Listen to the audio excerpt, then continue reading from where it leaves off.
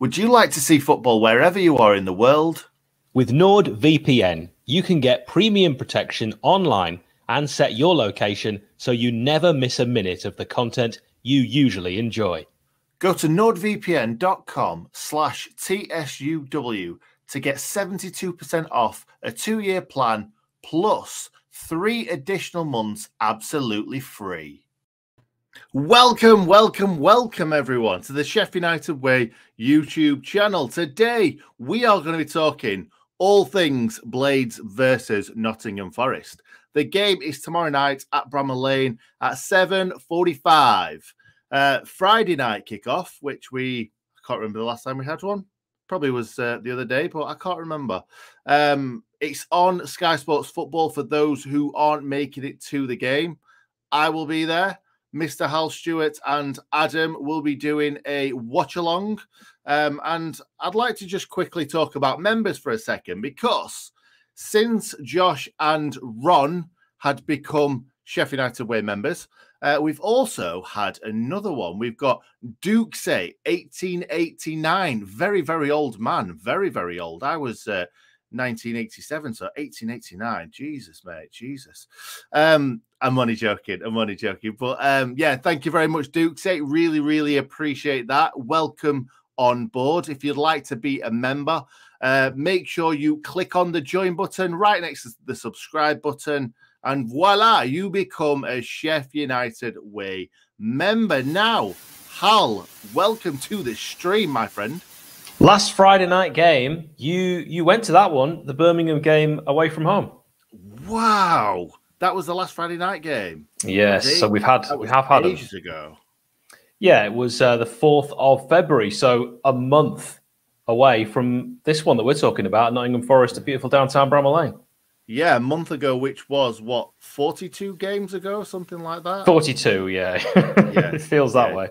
Just 42 games, yeah, exactly. Like two games a week, pretty much. And we're uploading lots and lots of content, aren't we, Hal? Yeah, not just on this channel, the Clips channel as well. Do make sure you subscribe to that. Exactly. I love that you knew where I was going with that. Top man. Anyway, yeah, Sheffield United Way Clips. Make sure after this video you go over there, subscribe. Just subscribe. It's free. You'll enjoy the content. You really will. Even if you've seen it before, you will absolutely love it. Anyway, shall I talk about the Millwall game? Oh, make this one brief, please. Do I have to? Just do it, Daddy, do I have to? That sounded weird. Anyway, we'll let Al go until before I say something else really weird. So the Millwall game, like Al said, I'm going to keep it very, very brief. What I like to do usually is talk about positives. And to be honest, the only positive that I can think of is Kyron Gordon making his league debut. And he had a good game. He really did. He didn't put a foot wrong. I remember one long ball that he played over to Sharpie, which was pinpoint, which I absolutely love to see. We'll see if he does play in this game. I think other than that, it was a very lackluster performance. We didn't really create much. Yeah, obviously, Mr. Jake Cooper managed to get himself on the score sheet yet again. Yeah, hated that. Hated the whole game. Good day, though, I have to say, from a lot of Blades fans' points of view that I've spoken to on Twitter. I think we all enjoyed the day out. It's just that sometimes the football can ruin what goes on before and afterwards, and that was definitely the case. A game that really just never got going.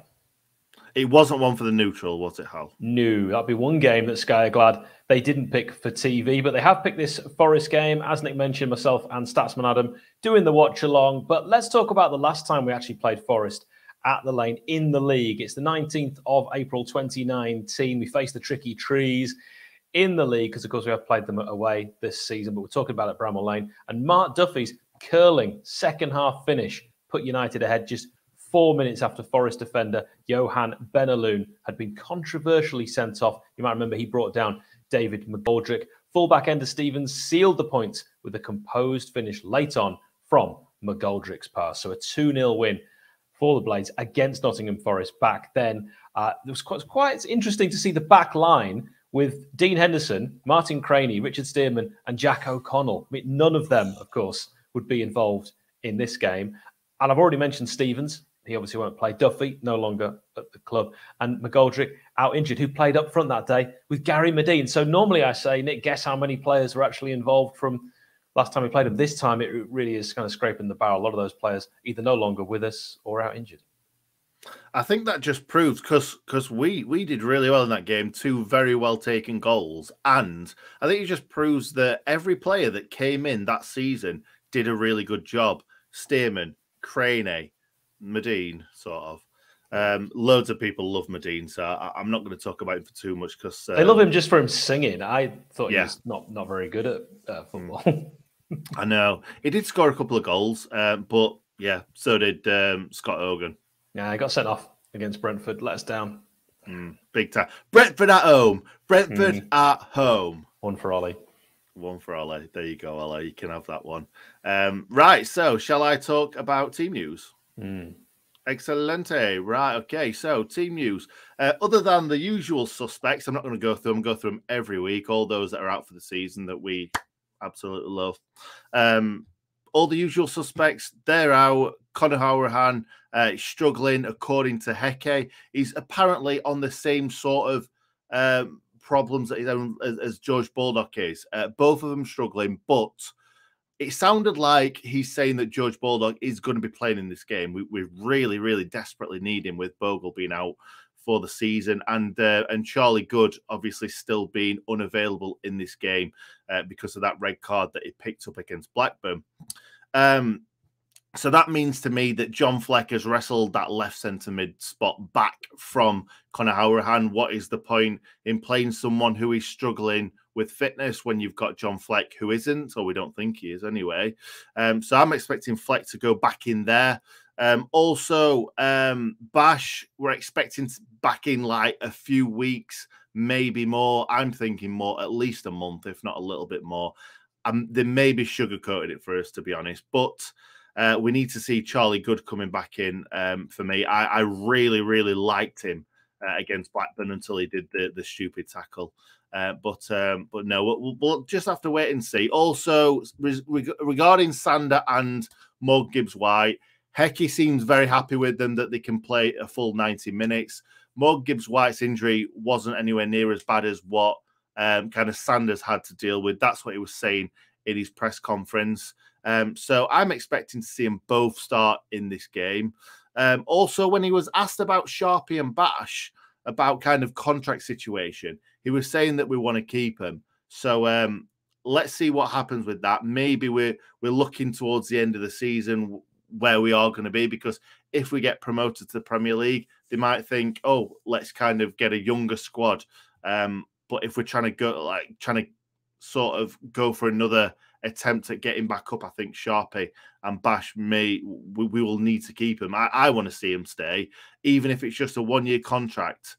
Get it done, lads. We want to see Sharpie and Bash stay for forever. For me, I think Bash can go on forever, and I think Sharpie can, to be honest. Anyway, I'm going to quickly go through my team. I've gone Wes in the goal, obviously. I think against Blackburn, it's the first kind of fumble that I've seen him do for a while. We don't want to see any more of them. But Wes obviously starts in the goal. George Baldock, right wing back, as I've just spoken about. Reece Norrington-Davies was on media duties and spoke very well for me, except for he said, I think it was obviously quite a lot. John Egan playing central centre back, I think. Robinson left centre back, and I've gone a bit left field for right centre back in Ben Davies. Now, I thought he should have played against Millwall, if I'm being completely honest. He just scored a winning goal. It was absolutely buzzing. And then he brings in Kieran Gordon. I understand that Kieran Gordon is right-footed and Ben Davies is left-footed. But for a game like this, Friday night, under the lights, against a team that are doing really well this season, a rejuvenated, re-galvanised Nottingham Forest under Cooper, I think that we need an experienced centre-back, an experienced head in there, and that's why I've gone for Ben Davies. Another experienced head, Norwood. Norwood has to play every game for me. Fleck, as I said earlier, I'm expecting to come back in at left centre mid. And then the two lads that we really, really want to see, Sander Berge and Morgan Gibbs-White, both very, very good against Blackburn Rovers, and I feel like they're just going to get better and better and better. I understand that Hecky, I understand what he's trying to do. He's trying to kind of manage these players and make sure they don't pick up injuries, because we don't want. I would rather miss out on Morgan Gibbs-White for 60 minutes than the rest of the season. So I understand what he's trying to do. He's just trying to manage the situation. And then I say that Sharpie literally plays every minute of every game pretty much, which is baffling to say how old he is, how he's getting on. But he's the best striker we've got at the club, and he needs to stay play 90 minutes for me. Unless we are 3 or 4-0 up, Sharpie needs to play every single minute, Hal. Can't dispute that. I sort of agree with the comment here, though. It'd be nice to see Jebison, wouldn't it? Just to see what he can do. It'd be amazing. It'd be amazing to see Jebison. But from what Hecky was saying, it doesn't sound like we're going to be seeing him starting anytime soon. I think you're right. Maybe he'll be brought on in this game against Nottingham Forest, who are now under, as Nick correctly says, Steve Cooper. We drew 1-1 away at the City Ground, which I've got to say now looks like a decent point, because we were under Slavisa Jokanovic then. And that's the only time United have faced a Steve Cooper managed side. And Forest have had a big turnaround under Cooper. They've really done well. And of course, like us, believe they've got the playoffs in their sights. Brennan Johnson is one to look out for. He's often involved in the goals. He's former Blade and Forest striker David Johnson's son. Lewis Graben, bad beard, good scoring record. Scored against us earlier this season. But this is the good news, is out injured. So, I mean, not good news for him, but you know, if you saw him on that Sunderland documentary, you might not care. Max Lowe is ineligible because, of course, he's on loan from us. James Garner in the midfield, another one I kind of wanted to highlight because he was a former transfer target for United. So watch out for him. They have the 10th highest open play XG. They are a top 10 defensive team from open play, but they are very middle of the road when you start to look at the advanced stats. So I'm not going to go into too much detail there. Instead, I'll give you my predicted Forest 11. Horvath in goal. Worrell, Cook, McKenna. Then Jed Spence. We really highlighted him in that previous away game. I thought he looked really good on loan from Middlesbrough. I think he could do bits. Yates, Garner, who I've mentioned, Colback as well, a danger, Johnson, Davis, and Zinkernagel. That is my predicted Forest 11. I've got so many things to say about what you've just said. We'll say them. First, doing bits or done bits. That's not young people say that, and I'm a very young person. I spell youth Y-O-O-F. I watched a TikTok earlier, albeit on Instagram, that you made. So I'm aware of that. And, I listen to, rap sometimes. Okay, rap it's very new rap, isn't it? Yeah, I'm liking Ice Cube. I think he's got a future. Yeah. He's around about 20 or 60. Something like that. Well, I'm young. Snoop Doggy Dogg as well. Just keep these names under your hat, but I can see a big future. Exactly. Fantastic, mate. Fantastic. I love that you called him Snoop Doggy Dogg too, because nobody calls him Snoop Doggy Dogg anymore, not since his first album when he was Doggy Style. Because he's been Snoop Doggy Dogg, he's been Snoop Dogg, he's been Big Snoop Dogg. He was Snoop Lion, wasn't he, when he did that reggae album as well? Yeah. Fantastic. The other two things I was going to say, Brennan Johnson, I did not know that he was David Johnson's son. Did not know that. So very well done. And finally, Wesley and Wone in there, and Steve Chettle. And Kingsley Black, all potentially on the treatment table. So big for us. Damn it. Yeah. Big for us, but damn it for them. Damn it. What do you want to do next? Score prediction? Yeah, I do. I think this is going to be such a tough game. I really think this entire month will let us know where we realistically are, how good we are, and whether the injuries are just going to be too much for us to cope. Whoever scores first wins this game. That's what I'm saying. And I think this is going to be 2-1 Blades. Oh, I was going to go 2-1 Blades. But seeing as though I went 2-1 Blades and you went 1-0 last time, I'm just going to go 1-0 Blades and completely phone it in. All right, fair enough. Let's hope the referee doesn't do that. We need a good performance from Josh Smith from Peterborough. He's taken charge of 30 games this season in all competitions, issuing 112 yellow cards.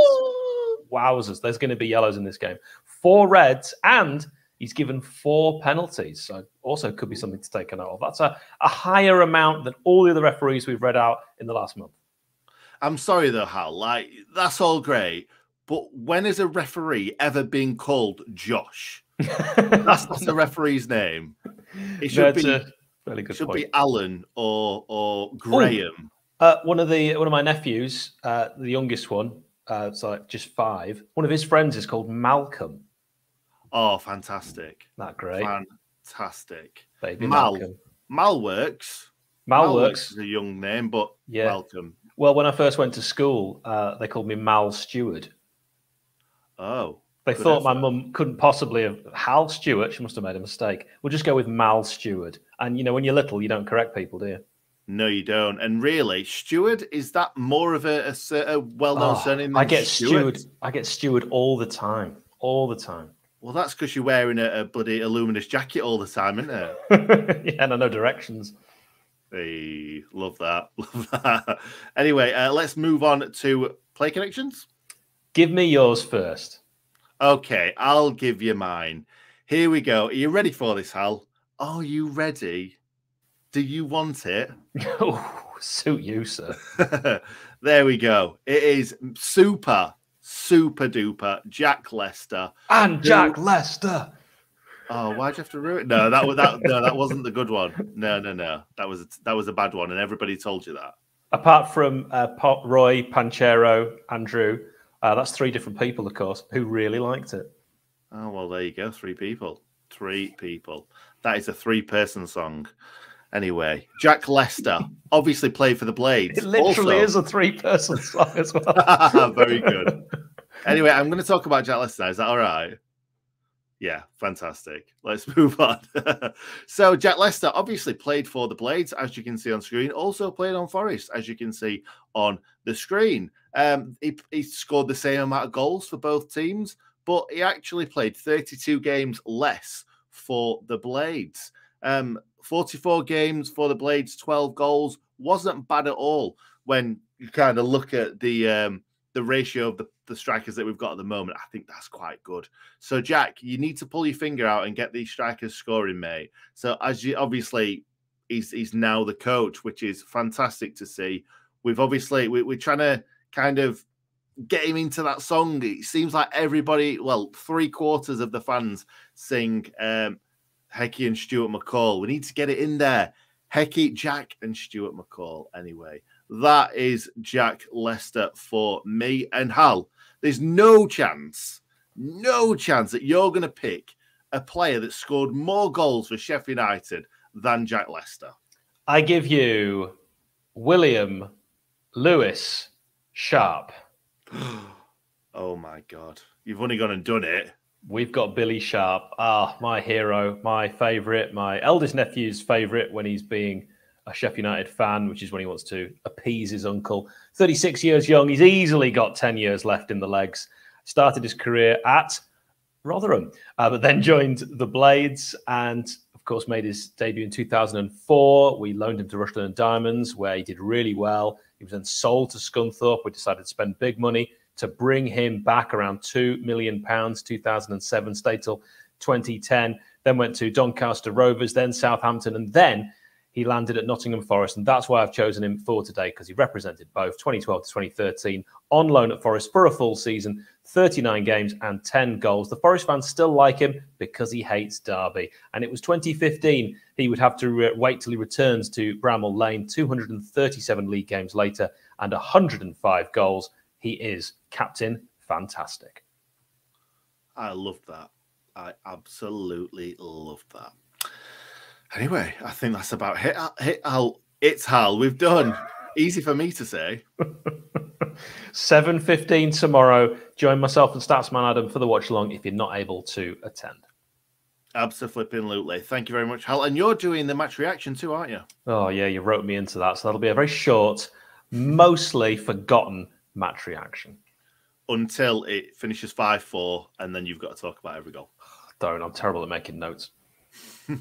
Thank you very much, May. And we'll see you tomorrow. Bye.